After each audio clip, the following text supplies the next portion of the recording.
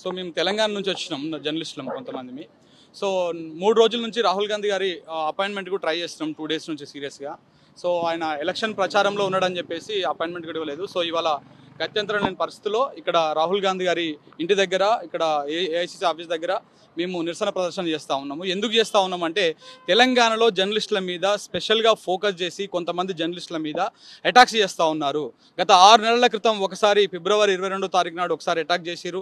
So మా బృందం మీద, అలాగే తర్వాత రకరకాలుగా ఇక్కడ చూడండి మీరు ఎంతమంది జర్నలిస్టుల మీద అటాక్ చేశారు. నేషనల్ జర్నలిస్టుల మీద కూడా అటాక్ చేసినటువంటి పరిస్థితి మనం చూస్తూ ఉన్నాం. రీసెంట్గా కొండారెడ్డిపల్లిలో జరిగినటువంటి అక్కడ రుణమాఫీ జరిగిందా లేదా అని కొంతమంది మహిళా జర్నలిస్టులు అక్కడికి వెళ్ళి వాళ్ళు గ్రౌండ్ రిపోర్ట్ చేస్తున్న క్రమంలో అక్కడ వాళ్ళ మీద కొంత అటాక్ చేశారు ఆ గ్రామస్తులు, కొంతమందికి కాంగ్రెస్ సంబంధించినటువంటి నాయకులు.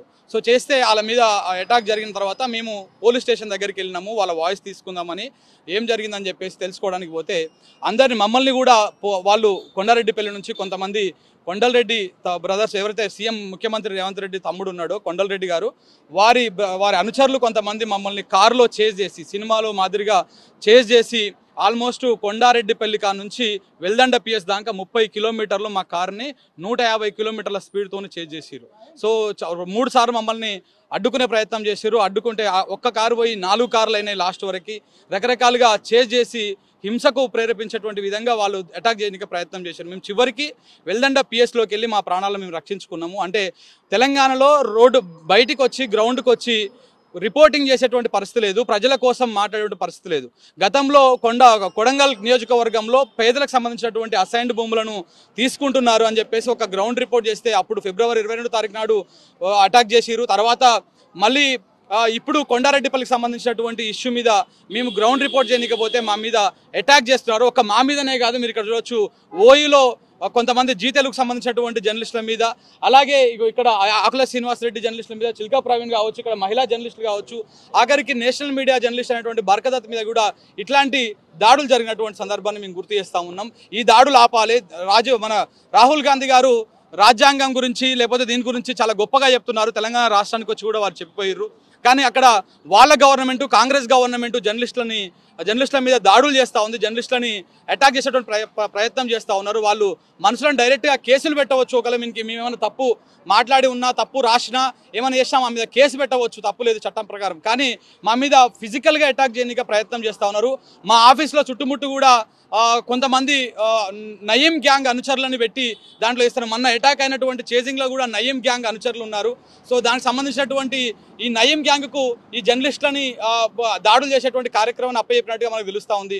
సో దానికోసము మేము అక్కడ జర్నలిజంలో మేము బయటికి వెళ్ళాలంటే భయం అవుతా ఉంది. సో కాబట్టి ఇక్కడ రాహుల్ గాంధీ గారికి విజ్ఞప్తి చేద్దామని ఇక్కడికి రావడం జరిగింది. కానీ ఆయన 2 డేస్ నుంచి మాకు అపాయింట్మెంట్ ఇవ్వకపోవడంతో ఇవాళ మేము విధి లేని పరిస్థితిలో మేము ఇక్కడ రాహుల్ గాంధీ ఇంటి దగ్గర, ఏఐసిసి ఆఫీస్ దగ్గర మేము నిరసన ప్రదర్శన చేస్తూ ఉన్నాం. తెలంగాణలో లక్షలాది మంది జర్నలిస్టులు ఉన్నారు, నలుగురే ఎందుకు ఇక్కడికి వచ్చారు? ఎందుకు మిమ్మల్ని టార్గెటెడ్ గా మీపై దాడులు జరుగుతున్నాయి? అంటే ఏంటి తెలంగాణలో అసలు వాస్తవ పరిస్థితి ఏంటి?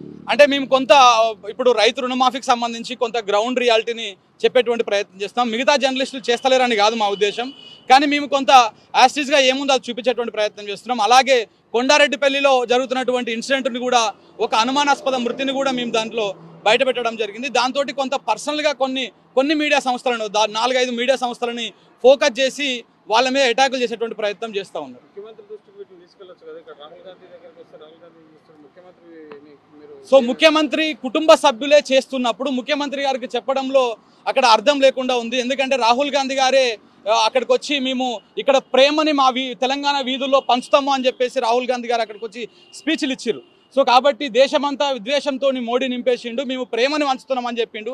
మరి తెలంగాణ వీధుల్లో అయితే ప్రేమ లేదు, అక్కడ కూడా కక్షపూరిత రాజకీయాలతోటి మేము ఏదో మా ఓన్ ఇండిపెండెంట్గా మేము జర్నలిజం చేసుకుంటుంటే ఫీల్డ్కి పోతా ఉంటే మమ్మల్ని కొన్ని పార్టీలకు అంటగట్టి ఈ విధంగా వాళ్ళ పర్సనల్ రాజకీయాలతోటి మా మీద అటాక్స్ చేస్తూ మమ్మల్ని భయభ్రాంతులకు గురి చేస్తున్నారు. అందుకోసమని రాహుల్ గాంధీ గారికి ఇక్కడికి వచ్చి విజ్ఞప్తి చేద్దామని ఇక్కడికి రావడం జరిగింది. ప్రభుత్వానికి వ్యతిరేకంగా నడపట్లేదండి, మేము ప్రజల కోణంలో నడుపుతా ఉన్నాం.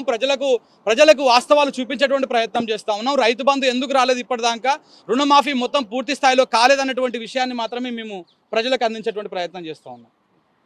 తెలంగాణలో ఈ పరిస్థితి ఇలా ఉంది కాబట్టి ఢిల్లీకి రావాల్సిన అవసరం వచ్చింది మాకు.